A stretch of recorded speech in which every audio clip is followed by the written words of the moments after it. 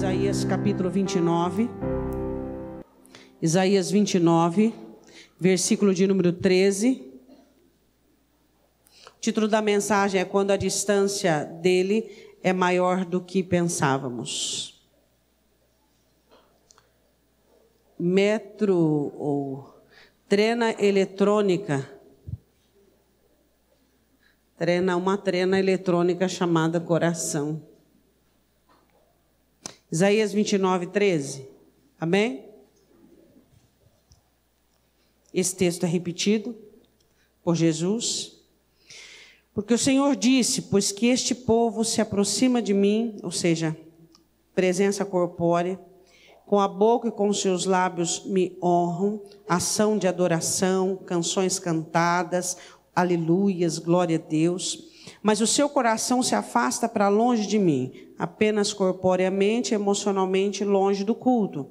E o seu temor para comigo consiste só em mandamentos de homens, ou seja, aquilo que é como cumprir um currículo em que foi instruído. Podemos assentar, eu quero que você abra comigo a sua Bíblia em Lucas capítulo 10, versículo 38. Abra comigo a sua Bíblia em Lucas capítulo 10, versículo de número 38. Nesse texto de Isaías capítulo 29, versículo de número 13, o Senhor diz a Isaías que desse uma mensagem ao povo. Que o povo fazia os cultos como de costume, que o povo chegava para adorar a Deus, trazendo as suas ofertas, levantando as suas mãos, cantando canções, tentando honrar Deus, mas o coração do povo não estava ali. Não são poucas as vezes que nós, como crentes, estamos diante de Deus, fisicamente, corporeamente, psiquicamente, mas emocionalmente estamos muito distantes. Às vezes, nós como seres humanos, nós não conseguimos entender o que é que Deus espera de cada um de nós. Às vezes é complicado para algumas pessoas, muito mais do que para as outras, conseguir entender que tudo que Deus sempre quis de mim e de você foi o nosso coração. Nunca foi nada além disso. Sempre o nosso coração. Nos cultos onde Israel fazia, onde Israel frequentava e estava, Deus sentia a falta da vida, daquilo que era vivo, daquilo que eles deveriam trazer, que era o coração. Aí a grande pergunta que nós fazemos inicialmente hoje é: será que o nosso amor, o nosso temor, que é o caso que ele aborda aqui, consiste apenas em mandamentos de homens, em religião? Será que nós não estamos entendendo o que ele espera de cada um de nós? Será que todos nós temos nos tornado religiosos ao ponto de não conseguirmos mais ouvi-lo, de não conseguirmos mais interpretar a vontade dele para a nossa vida? Isso não acontece apenas conosco, mas isso aconteceu inúmeras vezes.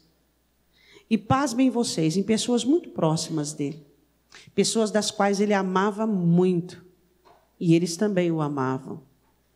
É muito comum existir essa confusão sobre achar que porque nós temos a Jesus, ele também nos tem. Existem muitos de nós que nós temos o amor dele, o socorro dele, a graça dele, a presença dele, mas ele não tem nos tido. Eu quero começar a falar sobre Marta, em Lucas capítulo 10, versículo 38. Marta preparou tudo para receber Jesus, e receber Jesus não era uma coisa fácil, porque Jesus não vinha sozinho, Jesus vinha com uma comitiva de pessoas. E perto de Jerusalém, toda aquela perseguição em vista, E Marta fez de tudo para fazer o melhor. E quando Marta se aproxima dele para poder exigir dele uma atitude, ela pensa que estava totalmente correta. E sempre me chamou muita atenção. Quantas vezes nós achamos que estamos corretos e nós estamos totalmente reprovados aos olhos dele? Você já parou para pensar nisso? Ela, naquela atitude de ousadia, aquela atitude de intrepidez, aquela atitude de exigência, ela disse assim: bom, diga que ela me ajude, porque eu estou servindo só. Ela tinha certeza que a partida dele era para o lado dela. Ela tinha certeza disso. Por isso que ela abordou. Senão ela não teria dito nada. Às vezes nós temos certeza que nós estamos certos. Nós temos certeza que nós estamos com a razão. E às vezes até nós estamos. Porque Marta não estava pedindo algo equivocado, algo que não seria justo. Às vezes nós estamos até do lado da razão. Só que tomamos a atitude errada. A Bíblia diz assim, no capítulo 10, 38 de Lucas: aconteceu que, indo eles de caminho, entrou Jesus numa aldeia, e certa mulher por nome Marta o recebeu em sua casa. Ela fazia a vez da anfitriã. E tinha esta uma irmã chamada Maria, a qual, assentando-se também, porque muitos estavam assentados aos pés dele, aos pés de Jesus, ouvia a sua palavra. Maria trabalhou até o momento de Jesus chegar. Disse: eu tenho certeza. Jesus não atribui a ela nenhum tipo de preguiça, nenhum tipo de negligência. Ao contrário, Jesus atribui a ela uma diligência e uma prudência, de reconhecer o momento certo da situação certa. E Jesus estava na casa de Maria, e Maria estava diante de Jesus. Maria entendeu que não adiantava Jesus estar ali e ela não estar. Não adianta Jesus estar no culto e você não estar. Você estar com a sua mente distante, com o seu coração ocupado, com situações de implicações terríveis dentro da sua alma, não resolve. Tanto não resolve como Jesus exorta a Marta sobre isso. O que Maria conseguiu entender? Essa oportunidade é única. Quais são as oportunidades únicas? Aquela que nós estamos diante dele. Quando eu estou diante dele e ele está ali, eu preciso estar na totalidade de todas as minhas faculdades. Eu não posso ter os meus pensamentos voltados àquilo, os meus sentimentos voltados àquele, a minha comoção voltada a qualquer outra coisa. O culto é isso. O culto é você estar totalizado dentro daquele contexto chamado comunhão. Por que na parábola do semeador o Senhor Jesus diz sobre várias situações onde se perde a semeadura da palavra? Por quê? Porque existe a presença corpórea diante da palavra, mas também existem outras inúmeras situações. A mente está pensando não sei aonde, é vontade de beber água, é vontade no banheiro, é vontade de fazer não sei o quê, é pensando na segunda, no cheque que vai cair, no trabalho, no horário que tem que levantar. Então quer dizer, você está diante dele, mas o seu coração está distante. Marta tinha o privilégio de ter aquele a quem ela amava dentro da casa dela. Só que ela não era sã o suficiente. Por que ela não era sã o suficiente? Porque tantas preocupações, tantos questionamentos dentro da alma dela. Ela queria fazer o melhor. Mas o que seria o melhor para ela fazer naquele momento? Será que era o que Jesus queria? Você já perguntou para o Senhor se esse melhor que você está fazendo é o que Ele quer? Porque você às vezes chama para almoçar uma pessoa na sua casa que é alérgica a peixe. E você faz peixe ensopado, frito e assado.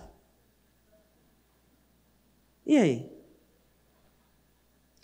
Você está fazendo o melhor, mas você não sabe se é esse melhor o que Ele quer que você faça. É isso que nós precisamos entender no relacionamento nosso com o Senhor. Que o meu melhor pode ser o pior que eu esteja fazendo. O meu melhor pode não estar agradando Ele. E para que eu saiba disso e conheça o que Ele quer de mim, eu preciso ter essa intimidade, eu preciso saber o que Ele gosta, eu preciso olhar para a Escritura e não transmudá-la segundo aquilo que eu consigo, segundo aquilo que eu posso. O que Maria estava fazendo? Ela estava fazendo aquilo que Ele queria que ela fizesse, como todos que estavam prostrados aos pés dele. E Marta? Marta fazia o melhor dela, mas não era o que Ele queria. Coração ocupado com o serviço demais, impossibilitado em servi-lo. Todo coração muito ocupado demais, isso ele explica muito bem na parábola do semeador, não tem estrutura para servir o Senhor. Deus te deu um trabalho, Deus te deu uma família, mas todas as bênçãos que Deus te deu, jamais, isso eu já disse milhões e milhões e milhares de vezes, jamais pode ocupar o lugar dele no seu coração. O dia que você ficar impossibilitado de oficiar o seu culto, a sua devoção a Ele, as suas bênçãos se tornaram maldições na sua vida. Seus filhos se tornaram maldições, sua prosperidade se tornou maldição. Por quê? Porque o que Ele te deu, tira de você tudo e a única coisa que Ele espera, sua devoção, seu amor e sua comunhão. Nós não podemos permitir que o privilégio que Marta teve de tê-lo em casa, de poder servi-lo, tire de nós aquilo que Ele espera de nós. Quando Ele te dá bênçãos, é para que elas continuem sendo bênçãos, e não para que chegando em seu coração, você as transforme em maldição. Transforme o seu trabalho em algo abençoado, em algo que vai impedi-lo de servi-lo. Transforme sua família, que é algo abençoado, em algo que vai impedir você de servi-lo. O que é isso? Onde é que nós estamos com a nossa cabeça? Marta não tinha noção que ali estava o Rei dos Reis, o Senhor dos Senhores, aquele que tem a soberania absoluta sobre todas as coisas, e ela não sabia se teria alguma vez mais na vida essa oportunidade que ela estava tendo. Hein? Muitas pessoas têm prosperidade, têm boa família, mas você tem Jesus. E isso para você deve ser sem barganha, sem comércio, sem questionamento. Ele deve ser o único na sua vida. Marta estava com ele ali em sua casa, mas ele ali naquele momento não era a pessoa principal naquela casa, e naquele momento era a própria Marta. Como eu estou fazendo? Eu preciso fazer o melhor, eu preciso fazer adequadamente. Assuntos terrenos, quaisquer deles, são laços quando nos impedem de amá-lo e de servi-lo. Eu queria perguntar uma coisa para você, você não vai responder audivelmente, então você pode ser muito sincero. Neste dia aqui, você seria Marta ou Maria? Não precipite em responder, não responda emocionalmente. Olhe para a sua vida, olhe para a sua ocupação, olhe qual o lugar que a oração tem tido, olhe qual o lugar que os cultos têm tido, olhe qual o lugar que a devoção espiritual tem tido, então depois responda. Vê se não é o mesmo contexto que muitos de nós estamos vivendo, sem tempo para celebrar, sem tempo para adorar, tudo ocupa a nossa alma, a nossa agenda é abarrotada, não temos tempo para oração. Isso é um absurdo, porque se você trabalha mais que 8 horas por dia, é complicado. E se você dorme mais que 8 horas, muito mais complicado. E como eu sempre digo para você, as outras 8, o diabo rouba. É isso que está acontecendo? O diabo tem roubado o seu tempo. E Paulo nos ensina a remir o tempo, porque os dias são maus. Ou seja, salvem o tempo de vocês, para que vocês possam estar despertos, acordados, porque os dias são difíceis. E quem cairá nas redes e nos laços de Satanás? Aqueles que não discernir, o meu tempo pertence ao Senhor. Ele empresta o tempo para eu trabalhar. Ele empresta o tempo. A Bíblia diz assim no versículo de número 40, Marta, porém, andava distraída em muitos serviços, muito ocupada, muito dinâmica, muito capaz. E nós somos todos vaidosos disso. Eu sou muito dinâmico, eu sou muito capaz, eu sou muito ordeiro, minhas coisas, elas acontecem, elas andam, elas vão. E muitos de nós não percebemos que nós estamos caminhando para a distância dele. Marta era muito capaz, uma anfitriã perfeita. Perfeita. Muito capaz, muito dinâmica. Distraída, ocupada, administrando e vendo se falta alguma coisa, se vai dar. Quantas pessoas são? Conta aí, quantas são? Vamos ver, tem que sobrar e vai.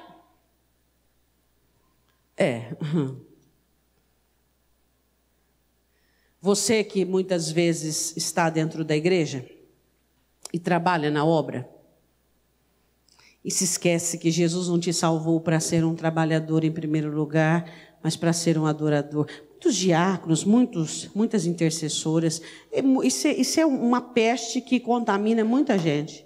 Ele chega na igreja e parece que ele incorpora o cargo. Peraí, você é uma alma. Você não tem uma alma, você é uma alma. Você veio ali para adorá-lo com o seu serviço? Veio. Mas se não houver quebrantamento, se não houver o que ele quer, o seu trabalho será vão. Você vai distanciar-se dele de uma maneira imperceptível. E quando você observar, você não vai conseguir mais ter o necessário na hora da aflição.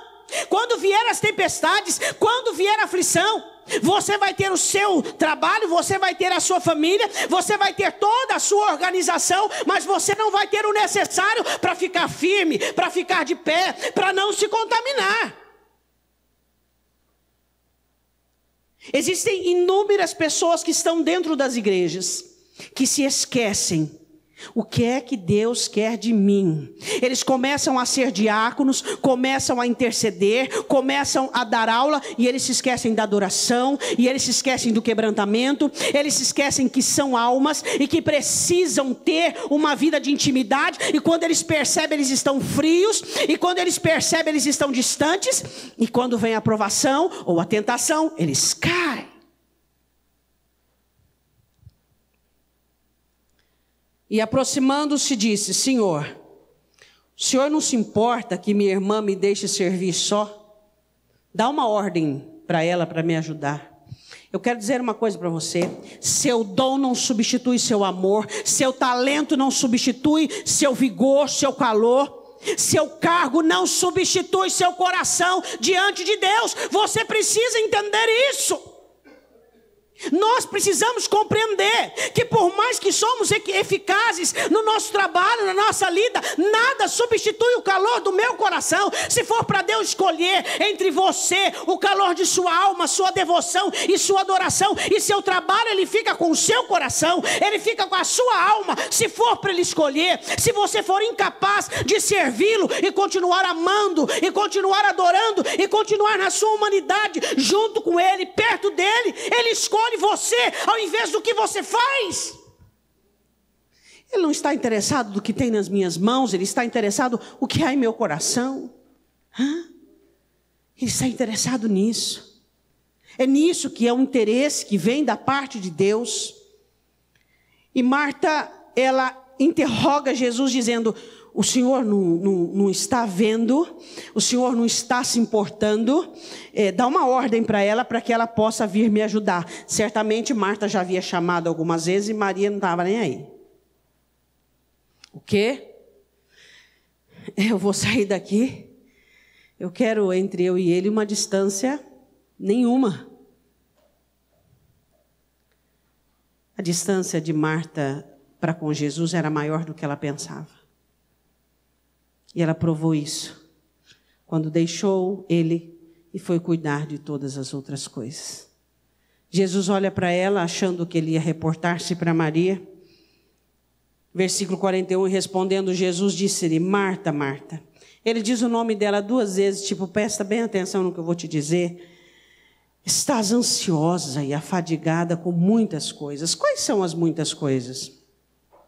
Trabalho, família, individualidade, questões, negócios. Muitas coisas. Jesus olha para Marta e diz assim: só que tem uma coisa só que é necessária. Todas as coisas são importantes, são. Só que uma só é necessária. Você deixou o que é necessário para que você seja forte, hábil, para que você seja capaz de estar nessas outras coisas e não se perder. Você deixou a única coisa necessária. O que era necessário que Jesus diz a Marta? Estar aos pés dele como todos. Isso era necessário para ela. Aprender, ouvir, entender, para poder praticar nas outras coisas. Às vezes nós somos como o filho pródigo. Recebemos de Deus uma reserva, e aí vamos cuidar disso, cuidar daquilo outro. Aí as coisas, elas começam a não ter mais, porque está acabando em nós. Aí nós nos damos conta que estamos desligados dele. Quantos de nós temos sido filhos pródigos? Nós recebemos de Deus e vamos gastar. E aí quando a vida precisar de nós algo que não temos, nós vamos nos dar conta. Eu pensei que, eu achei que, eu achava que eu estava muito perto dele. E agora eu reconheço que a minha distância é maior do que aquela que eu pensava. Jesus olha para ela e diz assim: Marta, estás ansiosa e afadigada com muitas coisas, mas uma só é necessária. Existem muitas coisas na minha vida e muitas coisas na sua vida. E você vai usar as mãos para realizar, você vai usar o seu psique para realizar, você vai usar os atos dos atos para realizar, mas nunca o lugar santo, que é dele. Vamos colocar assim com a sua alma: lugar santo, santíssimo e os atos. Os atos e o povo, o santíssimo, só os sacerdotes, o santo dos santos, o sumo sacerdote, uma vez ao ano. Esse lugar do seu coração, onde tem a sua força, onde tem a graça, onde tem tudo que Deus tem colocado, é só Deus. Não é de ninguém. Não é para ninguém. Não é para nada. Nem para a família. É dele.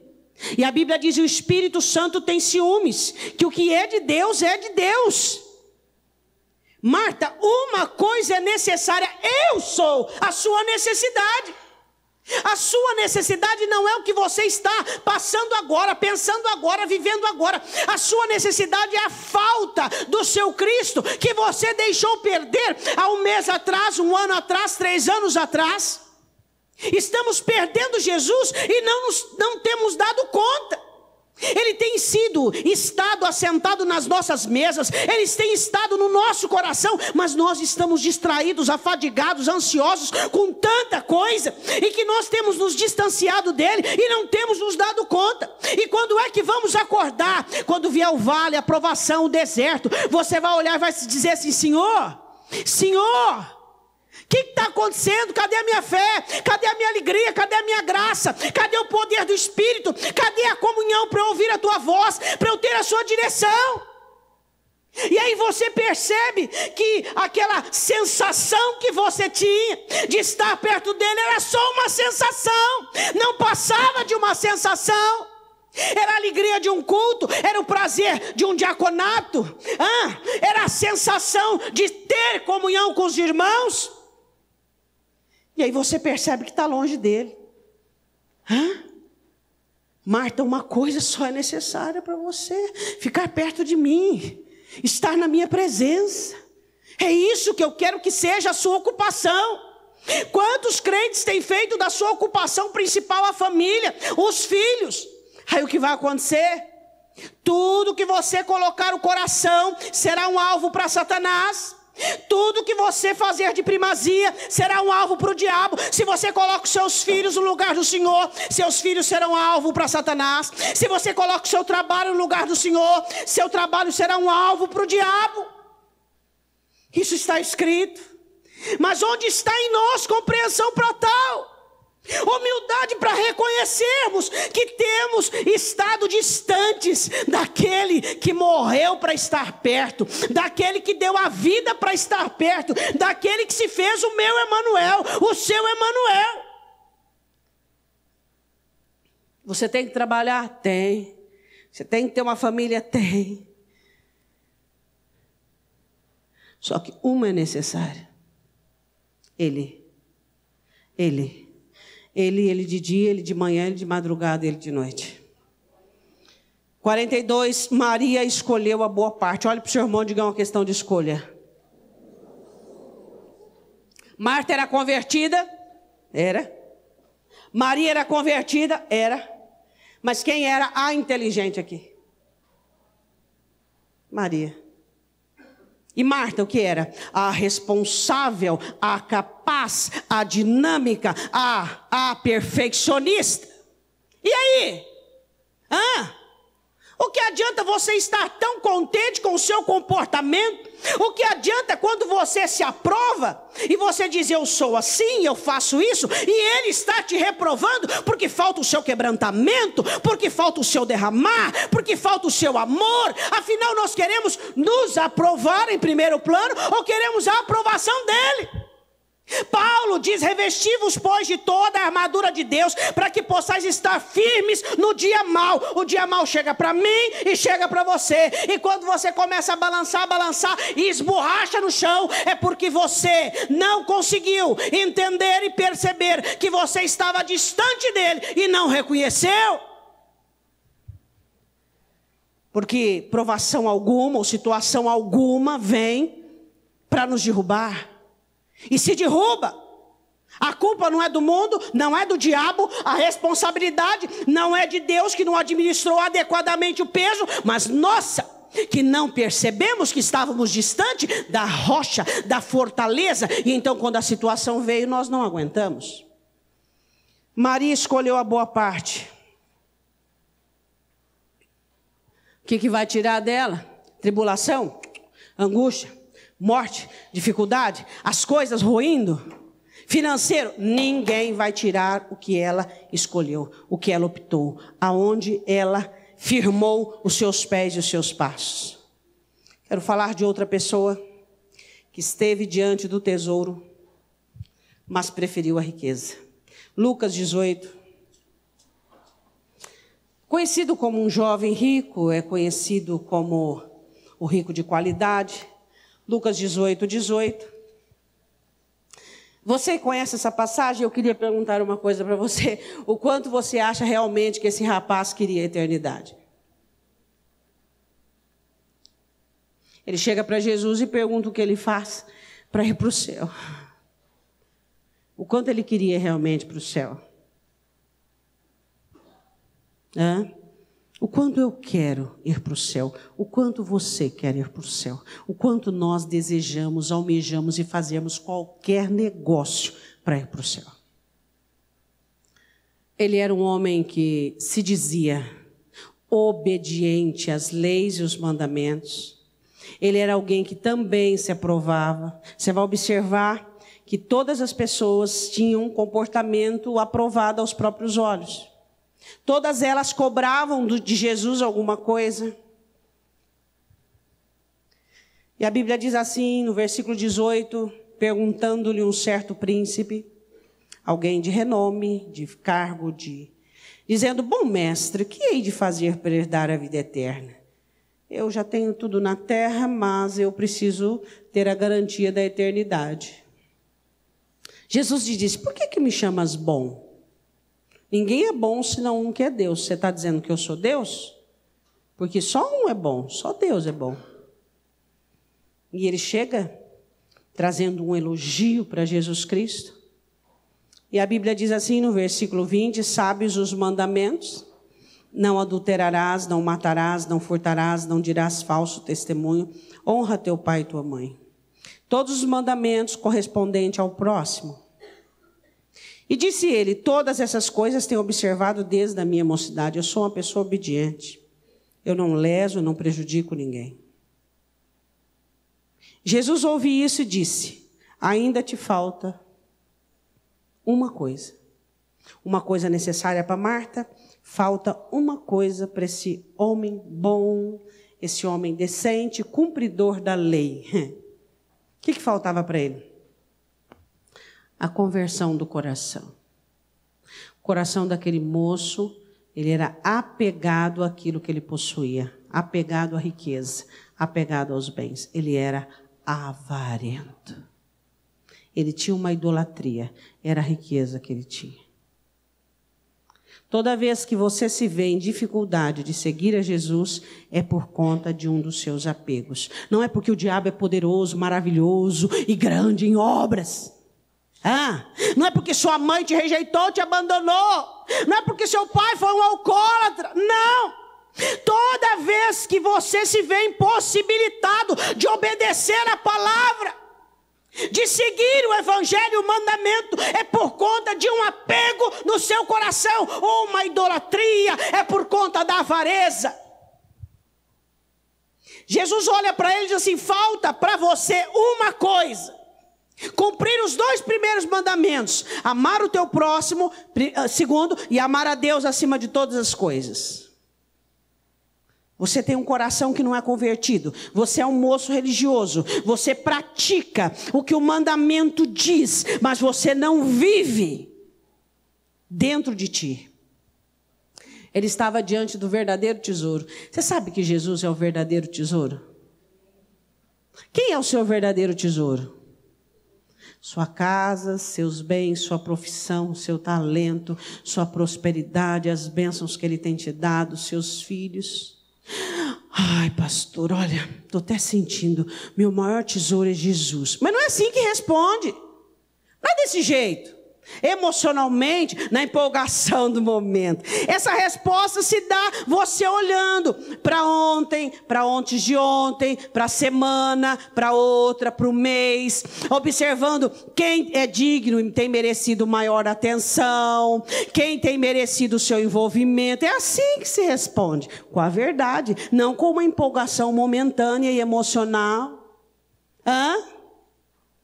Realmente Jesus é o seu tesouro. Na parábola da pérola e do tesouro, Jesus coloca um homem que encontrou um tesouro no campo e vende tudo que tem, colocando assim o reino para comprar aquele terreno, ou então aquele que vende tudo para comprar aquela pérola, ou seja, é o que tem de maior valor. Não tem outro bem. Não há nada mais importante na vida daquele que tem distância zero com Ele do que Jesus. Quando coisas ou pessoas começam a ser mais importantes na sua vida do que Jesus, é porque a distância é grande. Só que você acha que está perto, por quê? Porque eu amo Jesus, porque eu faço oração, porque eu leio a Bíblia, porque eu vou à igreja, por quê? Você se aprova, a questão é Ele tem te aprovado? Todos nós somos um tanto religiosos, nós somos aprováveis. Somos pessoas honestas, honradas, somos pessoas que não fazemos mal, não prejudicamos. Só que é só isso que Ele quer. Quando você percebe que coisas, que pessoas, que situações ou que até mesmo as bênçãos começam a ganhar uma proporção de envolver você, de embaraçar você, sua distância está aumentando cada vez mais. Só que infelizmente a maioria dos crentes só percebe o quão longe eles estão de Deus na aflição, quando são tentados, quando passam por provação. Quando está tudo confortável, Davi não percebeu a distância que estava de Deus. Só viu depois de 2 Samuel 11, quando traz Batseba e se deita com ela. O filho pródigo não sabia a distância que estava do pai. Apenas quando tem a coragem de pedir, dá-me a parte dos bens, que é meu, e foi para longe. O que mais? Pedro não sabia a distância que estava de Jesus, porque ele dizia: por ti eu dou a minha vida. Eu entrego a minha vida. E quando foi redarguido: você o conhece, você é parte desse. Não, eu não conheço, eu não sou parte desse discipulado. Ele encarou a distância que estava de Jesus por meio de dor, de decepção, de frustração. Assim é conosco. Assim é conosco. Esse jovem achava que estava perto de Deus Como muitos de nós, porque cantamos, porque somos fiéis, porque servimos, somos diáconos, diaconisas, achamos que estamos perto de Deus, porque somos religiosos e cumprimos o mandamento, e nós fazemos as nossas orações, e nós lemos a Escritura. E ele estava tão distante, que quando Jesus diz a ele o que ele tem que fazer, ele vai embora triste, mas não é capaz de fazer. Mais uma vez, eu digo uma coisa para você. Quando ele te diz algo e você não consegue fazer, não é o diabo, não é teu pai, não é tua mãe, porque a distância dele é grande. Eu não consigo perdoar como eu devo, eu não consigo me consagrar como eu devo, eu não consigo amar como eu devo, eu não consigo ser sóbrio como eu devo, eu não consigo ser equilibrado como eu devo, eu não consigo. Por quê? Porque a distância sua e dele, você não percebeu, mas ele tem visto e sabido há muito tempo. Há muito tempo. Quem sabe hoje você tem a coragem de olhar para ele e dizer: me diga a distância que eu estou de ti. Eu sou como Marta, distraído, ansioso, ocupado com tudo, só não tenho tempo para ti. Eu sou como esse jovem, esse príncipe rico, que quando o Senhor pede para eu fazer algo, eu não consigo, porque é mais do que as minhas forças, é mais do que a minha condição. Como que você caracteriza a distância sua dele, quando ele é a sua principal ocupação? Você está perto, bem perto. Quando tudo que ele diz para você é regra geral, é mandamento, ele falou e eu obedeço. Não importa se fira um, não importa se magoe o outro, não importa se vá mutilar-me a mim mesmo. Se for preciso arrancar um olho, eu arranco. Se for preciso arrancar uma mão, eu arranco. Mas que eu vou agradá-lo, eu vou. Distância zero. Qual a distância que você está dele? A Bíblia diz assim, que o Senhor Jesus olha para ele. Versículo de número 22, ainda te falta uma coisa. Vende tudo quanto tens, reparte-o pelos pobres, e terás um tesouro no céu. Vem e segue-me. Qual a diferença dele de Zaqueu? Distância. A diferença dele de Zaqueu, distância. Quando começaram a dizer assim: o senhor vai posar, o senhor vai ficar perto desse homem aí? Zaqueu queria Jesus, queria ficar perto de Jesus. Zaqueu disse assim: eu restituo 4 vezes mais quem eu tenho lesado, e aí eu vou dividir a minha fortuna com os pobres, eu vou ajudar os pobres. Jesus nem precisou falar nada disso, ele mesmo manifestou. Por quê? Ele queria uma distância zero do Senhor Jesus Cristo. Somos voluntários quando queremos ficar perto dele. Temos iniciativa para diminuir a distância que temos entre ele e nós. Queremos ficar juntinhos, abraçados, apegados a ele, sem largar, sem soltar. Por quê? Porque ele é a vida eterna. Ele é o nosso tesouro. Jesus é o seu tesouro. Se ele é o seu tesouro, você faz qualquer negócio para não estar distante. Não tem esposa, não tem marido, não tem filho, não tem nada. O seu negócio é: eu quero Jesus na minha vida. Eu preciso de Jesus na minha vida. Eu amo. Eu preciso dele dentro de minha alma. Não importa quem faz o quê ou quando acontece o quê. Eu decidi. Eu quero Jesus. Mas ouvindo... Jesus diz: reparte entre os pobres e terás um tesouro no céu. Vem e segue-me. Mas ouvindo ele isto, ficou muito triste, porque era muito rico. Olha para o seu irmão e diga assim: a prosperidade é perigosa.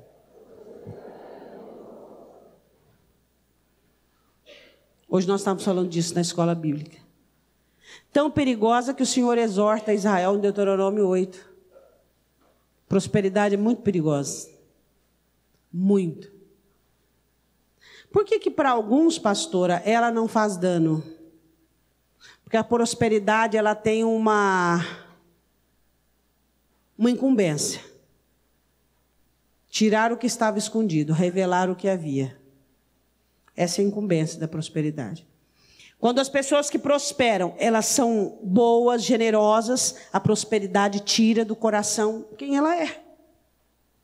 E quando as pessoas se tornam altivas, quando as pessoas se tornam arrogantes, sem tempo, endurecidas, a prosperidade, ela é uma bênção, ela vem de Deus.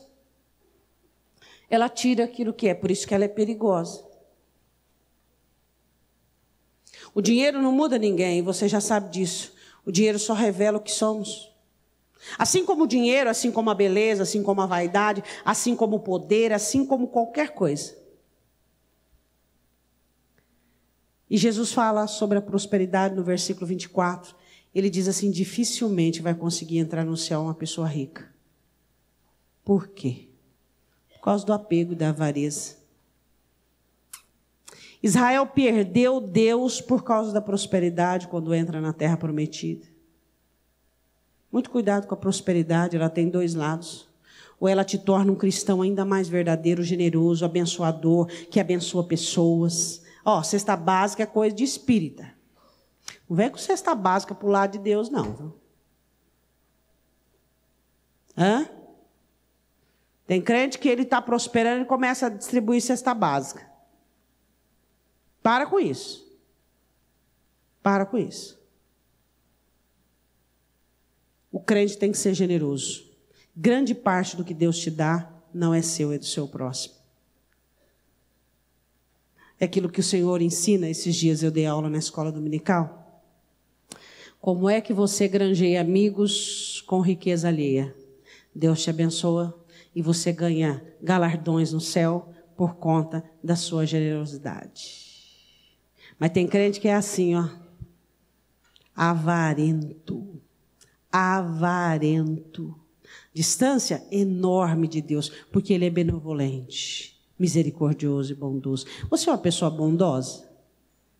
Se você é uma pessoa bondosa, aqui Jesus está falando de bondade, Ele não falou bom mestre, eu sou bom também, tu és bom, eu sou bom, nós somos bons, eu, tu, ele, nós, vós, eles, todos nós somos bons. Por quê? Porque eu cumpro o mandamento, porque eu faço tudo certinho. Jesus falou, já que você está falando que você é bom, então vamos fazer o seguinte, você vai dar tudo que você tem para os pobres e me seguir. Ah, não, aí não. Mas Zaqueu não fez o mesmo? Zaqueu falou, não, senhor, não tem problema, dinheiro entre eu e o senhor não tem dinheiro, não. Entre eu e o senhor não tem dinheiro. Deus proíbe você de prosperar? Não, Ele mesmo faz você prosperar. O que Ele proíbe é você colocar o coração no seu dinheiro e aumentar a distância entre você e Ele. Pastora, como é que eu sei que eu estou me tornando avarento? Eu já falei. Ele manda você fazer um negócio, você não pode. Por quê? Porque você está mais importante, você está mais rico, você está mais chique, você está mais elitizado. Não, agora é o seguinte, quando eu era pobre aqui na igreja, perdoava todo mundo. Era amigo de todo mundo, relevar agora, assim, Deus me prosperou, agora estou mais elitizado. Nem qualquer coisa que eu perdoo, não, meu irmão. Não vem para cima de mim, não, que lá no mundo eu sou reconhecido. As pessoas olham para mim e reconhecem Jesus na minha vida. Que Deus me prosperou. Prosperou e está longe de Deus. O que resolveu para você? Qual é a sua vantagem? É igual esse daqui, era rico, mas distante de Jesus. Não conseguia fazer o que Jesus mandou que ele fizesse. Jesus só estava testando ele. Acredita? Eu não acredito. Era o que ele tinha que fazer. O que Jesus diz aí no versículo 24? E vendo Jesus que ele ficara muito triste, disse, tem gente que quando ele escuta essa palavra, ele fica triste, porque ele sabe que o mamon, que o principado do dinheiro na vida dele é algo que ficara muito triste, quão dificilmente entrarão no reino de Deus os que têm riquezas. Tem crente que quando ele se converte, ele é pobre, ele tem a salvação, ele prosperou, ele perde a salvação. Por quê? Virou idólatra, virou avarento, não quer mais saber de Deus. Para que ficar lá no altar do Senhor chorando? Eu vou passear no shopping, eu tenho cartão. Eu estou abatido, triste, eu quero saber o que o Espírito Santo quer me revelar, quer me mostrar. Eu estou meio depressivo. Para que eu vou dobrar o meu joelho no chão e vou dizer: Espírito Santo, me mostra o que é que o Senhor está vendo em mim. Fala comigo, me molda, transforma. Eu quero confessar. Miséria? Muito tempo que eu não sou miserável. Eu tenho cartão agora, meu irmão, posso comprar o que eu quero. Os melhores momentos de Davi foi quando ele não tinha onde dormir, ele não tinha o que comer, ele não tinha nada. O pior momento de Davi foi no palácio e abençoado. Foi onde ele sentenciou todo o futuro dele. Então a prosperidade, ela pode muito bem causar uma distância entre você e Deus, e você só vai perceber, muitos de nós, na eternidade, quando alguns de nós ouvirmos do Senhor Jesus: eu não te conheço. Não havia proximidade. Você preferiu o conforto do que o clamor. Você preferiu o luxo do que a oração, do que a súplica. Eu não te conheço. Eu lembro de você vagamente no início da sua história comigo, mas depois você sumiu. Você sumiu, desapareceu. Eu te esperava no meu altar, eu te esperava para o quebrantamento, eu te esperava para te moldar. Você não aparecia, eu não me lembro mais de você. Marta consegue entender que a distância entre ela e Jesus era por ser ativa, trabalhadeira, esforçada, mas desprezando, colocando em segundo plano. O jovem entendeu que a distância entre ele e Jesus era a avareza do coração dele e tudo que ele possuía. Próximo. Marcos capítulo 4. Os discípulos recebem uma ordem do Senhor Jesus, versículo 35, para atravessarem do outro lado. Marcos 4, 35. Jesus estava cansado fisicamente, em sua humanidade, estava com sono, estava estafado. E Jesus vai na polpa do barco, pega uma almofada e vai dormir. Jesus estava muito perto, não estava? Como nos outros dois casos. Mas estava tão longe dos discípulos. Não, os discípulos estavam longe dele. Jesus estava dentro do barco. Dentro do barco, como ele está no barco da minha vida e no barco da sua vida. Agora, será que nós temos o direito de nos desesperar? O direito de achar que ele não se importa, que ele não está incomodado, que ele não está interessado na tua vida, no teu assunto? Quem nos dá o direito de nos sentirmos sós? Quem nos dá o direito de nos sentirmos à deriva, abandonados? Você acha que alguma vez na sua vida você ficará à deriva, esquecido? De maneira alguma. Mas por que muitas vezes quando vem a tribulação, quando vem a angústia, nós nos sentimos à deriva? Por quê? Porque nós nos damos conta que nós estamos distante dele. Ele está ali, mas o nosso coração não está perto dele. O nosso coração está interessado em tudo, na autopreservação, em tudo menos nele. Aqui os discípulos estavam preocupados, dizendo: nós vamos morrer, nós vamos morrer, nós vamos morrer. Cuidado quando a sua autopreservação é maior que a sua obediência. Ele manda você abnegar, renunciar, andar 2 milhas, virar eu. Já estou com uma face marcada, vou ficar com a outra, de jeito nenhum. A autopreservação. Você prefere a sua integridade física, emocional, do que a obediência espiritual. Já estou cansado, não aguento mais. Eu vou suportar ainda mais. De jeito nenhum. Eu estou esgotado no meu limite. Quantas vezes nós optamos por preservar o nosso coração, o nosso emocional? Senhor, o que tu estás pedindo é demais para mim. Eu não vou suportar obedecer a isso. Por quê? Porque nós optamos pela nossa autopreservação. Achamos que se fizermos o que ele manda e se continuarmos com ele, nós vamos perecer. A Bíblia diz assim em Marcos capítulo 4, 35. Naquele dia, sendo já tarde, disse-lhes: passemos para o outro lado. E eles, deixando a multidão, levaram consigo, assim como estava no barco, e havia também com ele outros barquinhos. E levantou-se grande temporal de vento, e subiam as ondas por cima do barco, de maneira que já se enchia. E ele estava na polpa, dormindo sobre uma almofada. Despertaram-no, dizendo: mestre, não se te dá que pereçamos? Se você ainda tem dúvida sobre a preservação dele com respeito à sua vida, eu quero te apresentar Jesus. Jesus que você conhece não é o que eu conheço. E não é o que muitos irmãos aqui conhecem. O Jesus que deu a vida dele, que entrou no inferno para arrancar sua alma, faz tudo por você, para te guardar, para te livrar, para que você não pereça. Você pode duvidar de qualquer coisa nessa terra. Você pode duvidar de qualquer pessoa nessa terra. Você pode duvidar de qualquer situação, menos dele. Nem eu nem você temos o direito de lançarmos dúvida sobre a integridade dele. Como pastor, como cuidador, como aquele que é o guardião da nossa alma. E quantos crentes inúmeras vezes duvidam, questionam: Senhor, tu estás comigo? Senhor, o Senhor me esqueceu? O Senhor não está enxergando? O Senhor não está vendo? Como? Aquele que fez o olho não vai ver. Como? Aquele que tem 7 olhos não enxergará? De onde é que nós tiramos essa estupidez de acharmos que ele não se importa? De onde tiramos essa insensatez de acharmos que ele não está conosco? Da soberba, da autopreservação.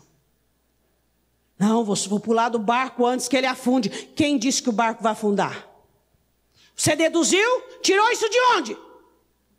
Quem disse que o barco vai afundar? Ele vai sim passar por tempestades, vai. Mesmo com ele no barco, Ele vai sim se encher um pouco de água, vai sim. Mas afundar nunca. Nunca. Só que uns pulam do barco antes de ver o resultado. Você é aquele covarde que pula do barco? Só existe um tipo de perdedor, já ensinei isso para vocês, vou dizer de novo, no reino: os desistentes. Onde ele está, não há risco de deriva. Onde ele está, não há risco de perecer. Onde ele está, pode vir vendavais, tempestades, as águas podem entrar no barco, mas onde ele está, ninguém perece. Só que tem que ficar até o fim para fazer prova disto. Não perece, meu irmão. Nós somos cheios, somos aqueles que tiramos conclusões. É porque está vento, está tempestade, a água está entrando, Deus não está aqui. Quem te falou? Quem te falou? Quem te falou? A coisa ficou mal, eu sou o primeiro a zarpar. Covarde. Covarde. A coisa não está boa para mim, eu sou o primeiro a... Covarde!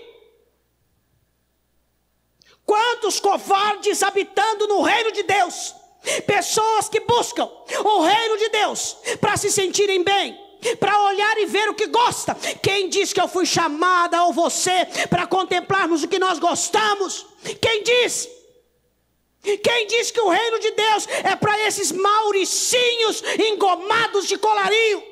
Não. O reino de Deus é para os valentes, para os fortes, aqueles que não abandonam o barco, porque sabe que ele está ali. Vem os ventos, vem as tempestades, as águas até enchem, mas eles permanecem.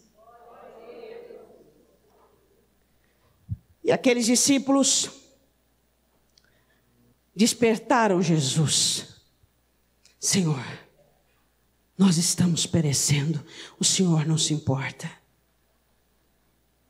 Você tem audácia, já teve, de dizer isso para ele? Qual foi o máximo que você chegou da sua indignação? O máximo que eu cheguei, pastora, foi: Senhor, me socorre porque eu não estou aguentando mais. Bom. Agora, lançar dúvida sobre o caráter dele, lançar dúvida sobre a preservação dele. Olha aqui, o que tem aqui, ó? Uma cruz. Aquele que deu a vida por você vai ficar de braços cruzados? Não. Agora o que você precisa é ter fé até o final. O barco ainda não tinha virado de cabeça para baixo, não. O barco não tinha quebrado, não. A água que tinha entrado é que vinham das ondas. O barco não quebrou, não, meu irmão, e nem vai quebrar. Você pode dizer glória a Deus? O meu não, nem o seu. Por quê? Porque dentro do barco tem ele. E também tem quem crê. O barco não quebra por quê? Porque quem tem fé nele, quem crê nele, está garantido, não é não? Teu barco não vai quebrar nem afundar como muita gente pensa e gostaria de ver. Você ir à deriva. O teu barco vai chegar no porto desejado. O teu barco continuará a jornada em salvo-conduto. Mesmo se você duvidar, mesmo se você estiver cansado o suficiente para dizer: Senhor, não te importas, não estás me vendo, Ele vai te dar uma repreensão e vai acalmar a tempestade. O pior que isso não vai acontecer. Seu barco não vai afundar não, meu irmão. Ele estava ali no barco, mas no momento da angústia e da tribulação, os discípulos se sentiram muito longe dele. Muito longe dele. Mas ele estava ali. Isso às vezes acontece com alguns de nós. No momento da angústia, da tribulação e das tempestades, ele está bem ali.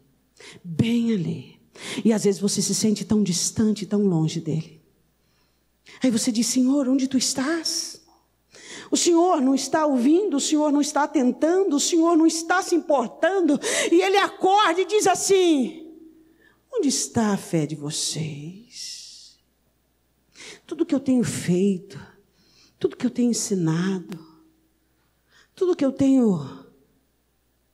Vocês acham que realmente eu tiraria vocês do mundo para fazer vocês perecer no Evangelho? Irmãos,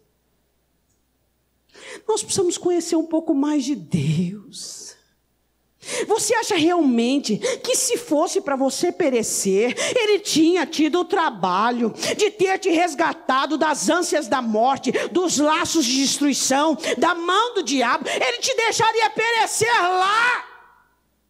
Se Ele te trouxe até aqui, é porque Ele tem um propósito: levar o seu barco ao porto desejado intacto. E ainda com temor absoluto, dizendo: quem é esse? Quem é esse que até o vento e o mar lhe obedecem?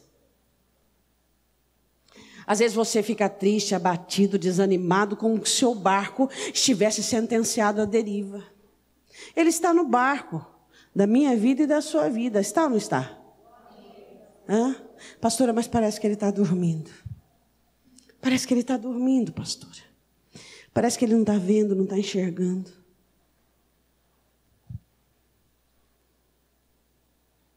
Ele sabe tudo. Pastor, Ele sabe até onde eu aguento? Sabe.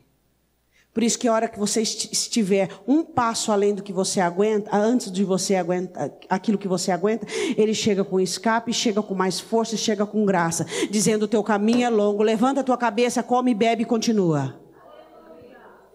Amém? Na hora da tribulação e da tempestade, qual é a sua distância entre você e Ele? Você acha que Ele não está vendo, que Ele não está percebendo?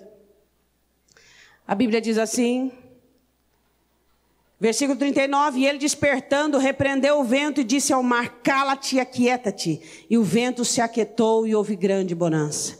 E disse-lhe: por que sois tão tímidos? Ainda não tendes fé? O que será que os discípulos poderiam ter feito? Não sei, mas eu sei o que você pode fazer. Você pode dizer: ó, Jesus é que conduz o barco da minha vida. Ó, minha alma, eu não vou naufragar, eu não vou afundar, vai dar tudo certo. Por quê? Porque Ele está aqui dentro, onde Ele está não existe perecimento. Aí a Bíblia diz assim: e sentiram um grande temor e diziam uns aos outros: mas quem é este que até o vento e o mar lhe obedecem? Aí Jesus diz: muito prazer, eu sou Jesus. Muito prazer, eu sou o verbo vivo, a luz do mundo, o pão da vida, o alfa e o ômega, o princípio e o fim, o Cordeiro de Deus que tira o pecado do mundo. Muito prazer, eu sou aquele que não quebra a cana trilhada, nem apaga o pavio que fumega. Muito prazer, eu sou aquele que morreu por você na cruz, que deu a vida, ressuscitou e que eu vou voltar. Muito prazer, eu sou aquele que tem te amado desde o ventre de sua mãe, que tem te sustentado, te abençoado e trazido até aqui. Muito prazer, eu sou Deus. Quem é este? Quem é este? Última distância. A distância da vida, bem perto da vida e distante da vida e perto do luto. João 11. Vai lá comigo. Novamente as duas irmãs. Luto.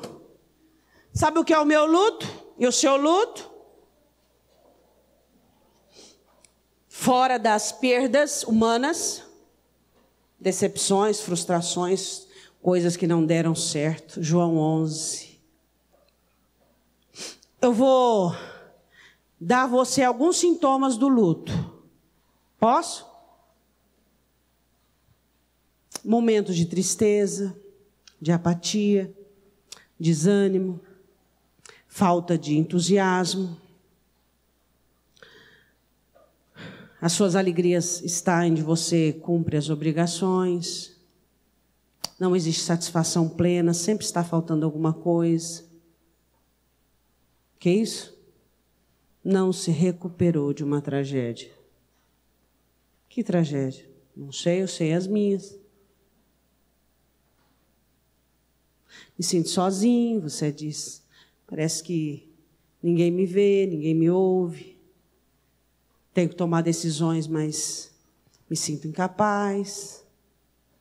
O luto, ele traz vários sintomas. De incapacidade, de solidão, de muitas outras coisas. De perda, de abatimento. E a vida, que é Jesus, o que traz? Eu sei, você também, não sabe? Alegria, gozo. Amor, paz, alegria, gozo, longanimidade, benignidade, fé, mansidão, temperança, domínio próprio. Vigor, felicidade, entusiasmo, ânimo. Oh, vai dar certo, Deus é comigo. E aquela testificação e ministração interior. Deus me ama e eu o amo. Aquela alegria, aquele vigor, aquela... Ai, Jesus, como o Senhor é lindo, como o Senhor é maravilhoso. Como a vida é maravilhosa. A vida sua está de cabeça para baixo, você está falando, a vida é maravilhosa. Por quê? Porque a vida é Ele. Isso tudo que nós dizemos que é a vida são acontecimentos. A vida é Ele é a vida. Ele diz, eu sou o caminho, a verdade e a vida. Ele é a vida. Ele é o que dá sentido. Ele é aquele que nos dá vontade de amanhecer. Será que para você é o trabalho, a família? Uma distância enorme. O que nos dá força para amanhecer é Ele. O que nos dá condições de continuar, continua sendo Ele. O que nos dá garra para sermos o que somos e fazermos o que temos que fazer, é Ele. Ele é a vida. Quando Lázaro morre, a esperança é tirada do coração das duas. A vida é arrancada.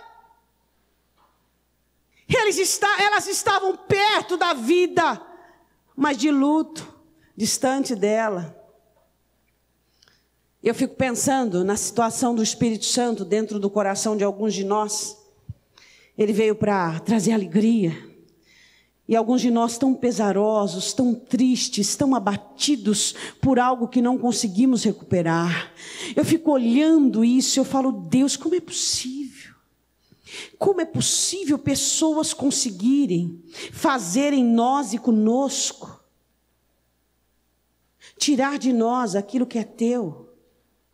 Tirar de dentro de nós aquilo que a ti pertence. A alegria, o vigor, O prazer de acordar pela manhã e dizer: Senhor, esse dia é para a tua glória, esse dia é para o Senhor. O sol havia se posto para aquelas duas, mas ali estava diante delas o sol da justiça.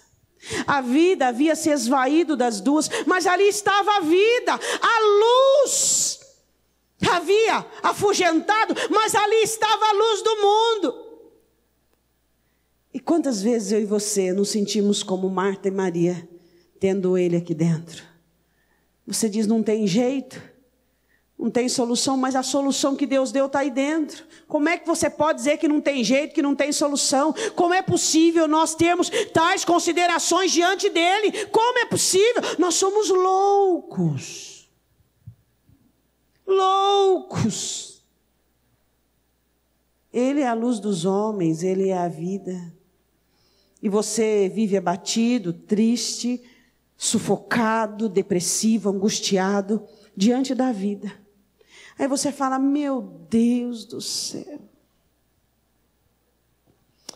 o que aconteceu comigo? Aí você percebe que existe uma distância que você não havia percebido antes. E aí você fica muito triste. Aí você diz assim: quando aconteceu isso? Quando ocorreu que eu não percebi? Por que a minha alma demora-se tanto a recuperar, sendo que deveria se deleitar em tua presença, deveria se alimentar diante da tua face? Por que a minha alma se recusa a ser consolada dessa maneira? Por que a minha alma opta diariamente pelo sofrimento ao invés da alegria? Ela opta constantemente por esse peso, por esse fardo, ao invés das asas de águia, da leveza, da libertação. Porque existe em mim uma sentença, onde eu mesmo me sentencio ao sofrimento.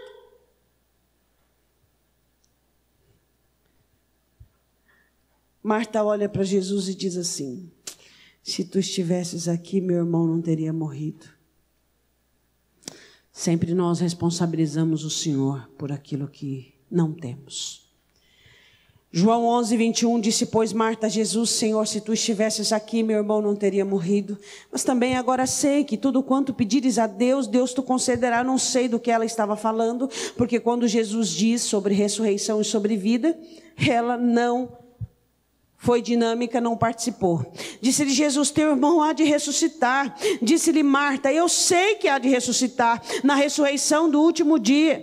Marta tinha teologia. Pergunta para o seu irmão: você tem teologia? A teologia não te livra na aflição. A teologia não te salva na hora da angústia. Quem te salva é Ele. É a fé nele, é a experiência com ele, é o calor dele, é o poder dele. É bom ter teologia, mas ele ainda é melhor que a teologia. O crente diz: porque eu conheço, porque eu sei, porque eu leio, porque eu estudo, porque olha uma coisa que eu descobri, olha o que eu descobri.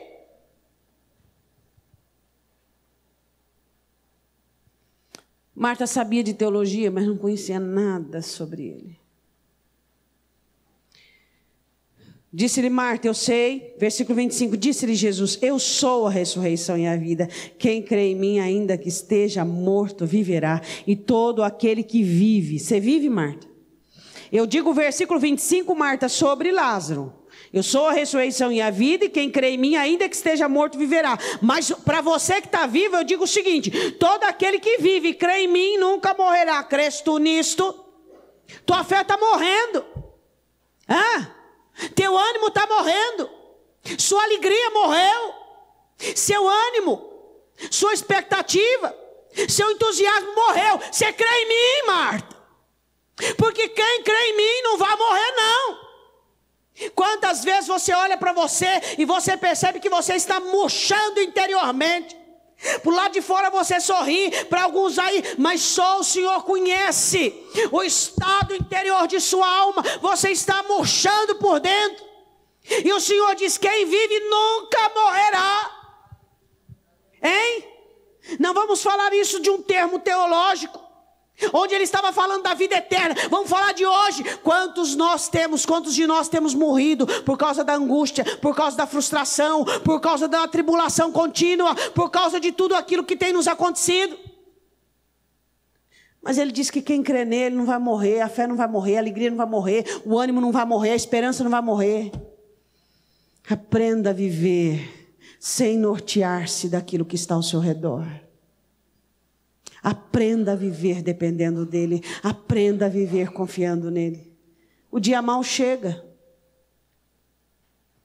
Você diz assim, mas pastora, faz muito tempo que eu não vivo o dia mau.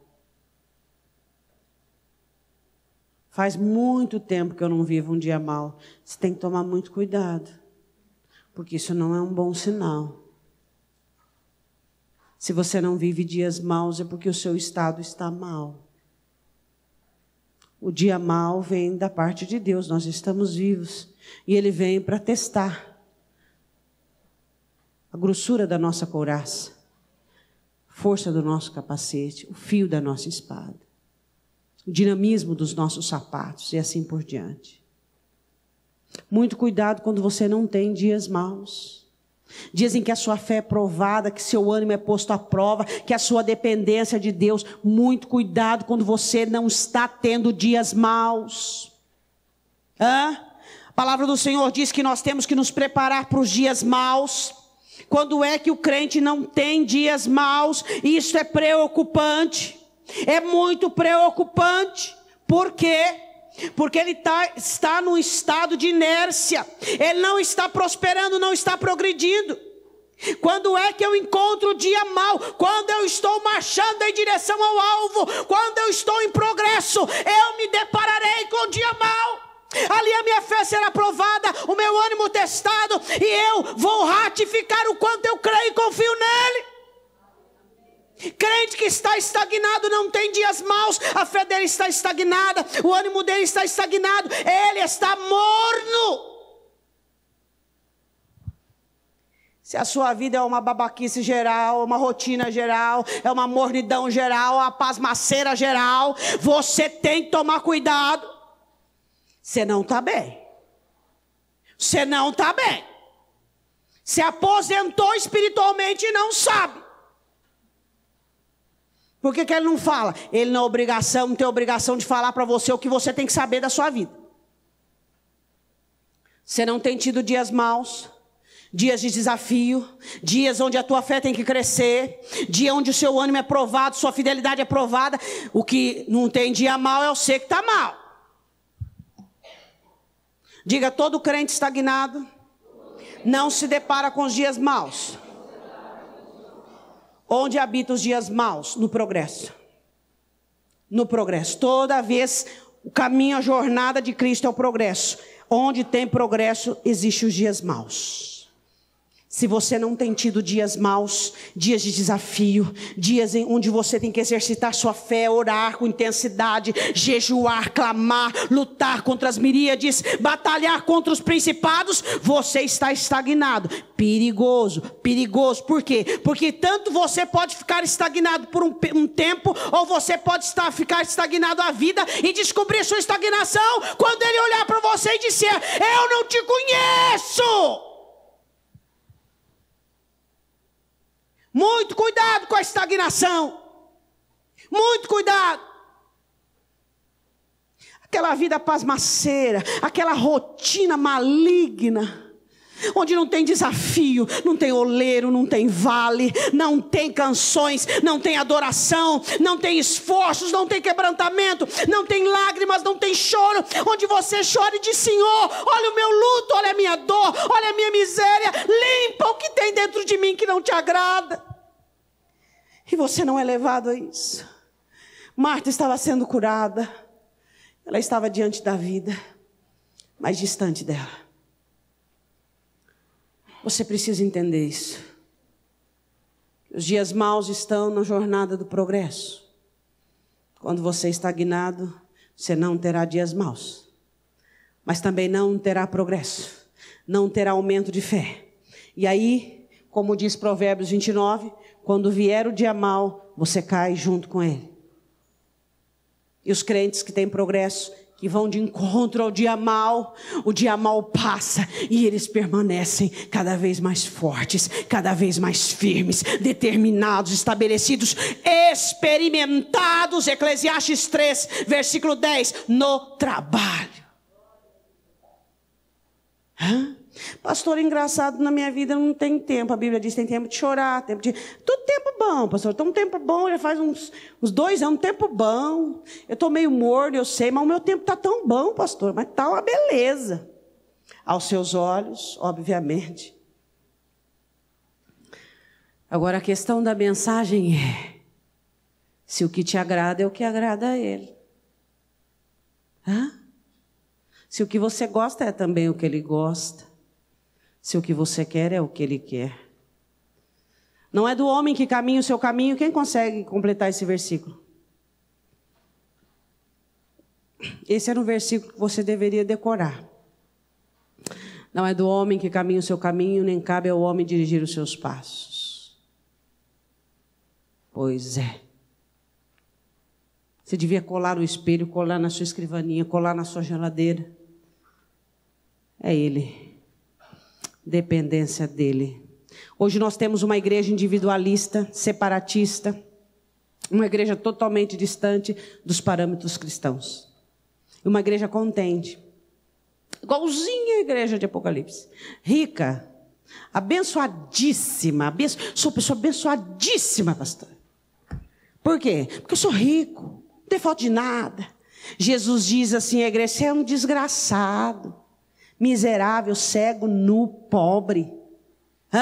Eu te abençoei, mas a bênção que eu te dei te fez afastar-se de mim. Você não tem a minha graça, você não tem as minhas vestes, você não tem visão da distância que está entre você e eu.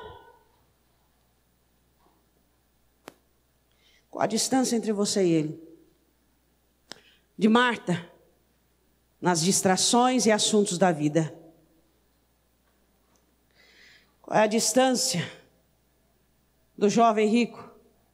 Estava muito perto do apego ao tesouro, à riqueza. Distância dos discípulos no meio da angústia. E a distância de Marta diante da vida. Diante da vida, perto do luto. Diante da vida, perto da angústia e distante dele. Não descubra que você está longe dele quando vier a dor da morte, quando vier o fracasso, você viu que o trabalho não te levou a nada, quando vier as provações, quando vier as enfermidades. Não descubra que você está longe dele. Hoje ele está dando a todos nós uma chance de descobrirmos se o que temos é religião, costumes, hábitos, ou o que realmente temos é paixão, amor, conduta, apego, distância zero. Zero. O que é mais importante para mim é Ele. O que tem mais de valor para mim é Ele. Na angústia, é Ele está no barco, não vou perecer. E o luto não tem vez na minha vida. Quem tem vez é a vida. Eu quero que você feche os seus olhos.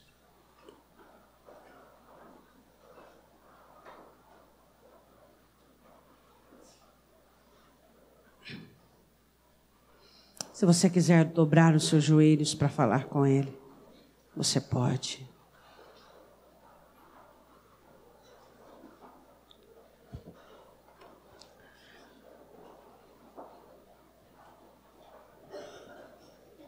Todos esses dos quais nós falamos hoje não sabiam a distância que estava dele.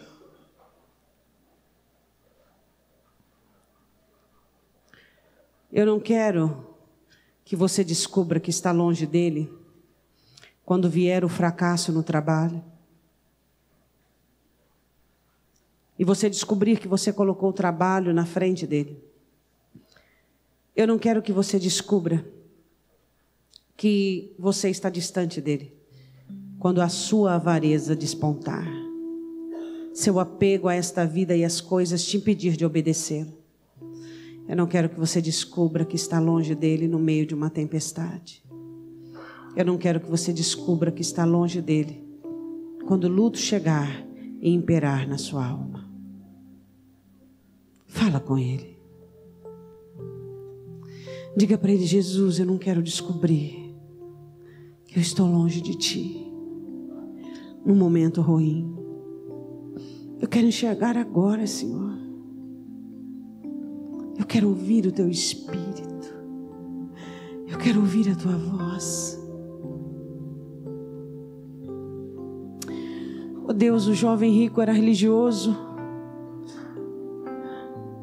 Quem sabe você nesta noite é um religioso.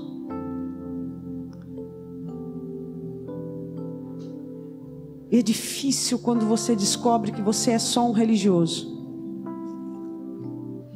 Quando você não consegue obedecê-lo. É difícil quando você descobre que colocou o trabalho à frente de Jesus. Quando você não dá conta mais. Marta não estava dando conta. Precisava de ajuda. Quando você adoecer por conta do excesso de trabalho. Quando você colocar os pés pelas mãos ou sofrer um golpe. É muito difícil descobrir que você está distante dele, que você o trocou pelo trabalho. É muito difícil descobrir que está distante dele. Quando ele pede para você fazer algo e você não faz. Como o jovem rico. Ou então na tempestade. Quando era naquele momento para você ter fé, para você crer e dizer: meu barco não vai afundar não. E você fica com dúvidas, incertezas, e você acredita na palavra de todos e de muitos, menos na dele. É muito difícil quando você descobre que estava longe dele. Quando a dor fala mais alto, quando o luto impera, quando a solidão se faz presente.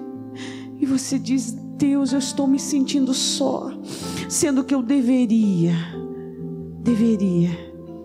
estar diante do Senhor. 4 situações que você não pode descobrir que você está longe dele. Quando o trabalho for um peso para você e você não dar mais conta. Quando no trabalho você tiver dificuldades e você não der mais conta. Quando você descobrir que os seus valores e que os seus apegos são maior que o mandamento dele. Quando você descobrir na aflição e na tempestade que você não tem fé suficiente. Quando você descobrir que o luto e que a dor fala mais alto que o amor e que a graça dele. São momentos dificílimos que você precisará contar com o socorro imediato, com a misericórdia dele. Então abra o seu coração nesta noite. Abra o seu coração. Deus tem uma vida para você. Uma vida de comunhão, uma vida espiritual, uma vida onde Ele e você estarão juntos. Quando Deus estava separado do mundo, separado dos seus, Deus enviou Jesus na plenitude dos tempos para tirar e quebrar toda a distância que havia. Não permita que o seu trabalho faça renascer essa distância. Não permita que a sua prosperidade, a sua religiosidade, seus valores renasçam essa distância. Não permita que a sua falta de fé, a sua falta de conhecimento dele, renasça essa distância. Não permita que a dor e que o luto renasça essa distância. Jesus foi a cura para a distância. Deus, nós te pedimos perdão. Porque não são poucas as vezes em que as nossas atitudes têm causado distância. O Senhor nunca nos deixou, mas nós temos te deixado. Por meio dos ofícios e do trabalho. Por meio da prosperidade e da religiosidade. Por meio da falta do conhecimento de quem tu és, que tu não abandonas na tempestade. E por meio do luto e da dor, nós te pedimos perdão. Nós te pedimos perdão, Deus, e nós queremos, em nome de Jesus, zerar a distância entre nós e o Senhor. Não é o Senhor que tem se afastado de nós, somos nós que temos nos afastado de Ti. Perdoa, Senhor, perdoa, Senhor, perdoa, Senhor. Nós queremos ser restaurados nesta noite, meu Deus. Nós queremos que o Senhor derrame sobre nós o milagre da restauração. Nós queremos que o Senhor, ó Deus, arranque de nós tudo aquilo que tem causado distância. Quem sabe uma amargura, um rancor, uma situação mal resolvida. E o Senhor pediu para você fazer algo, mas a sua religiosidade não deixou. Quem sabe a dureza do seu coração, a insatisfação de sua alma. Quem sabe tudo aquilo que você acha certo, pensa certo. Você não é dono da vontade de Deus. Todos nós em humildade devemos estar prostrados diante dele, porque ele fala. Jesus disse que o Espírito Santo iria falar conosco aquilo que ele estaria falando. Neste momento Jesus está falando comigo e com você. E o Espírito Santo está falando conosco. Em nome do Senhor Jesus Cristo.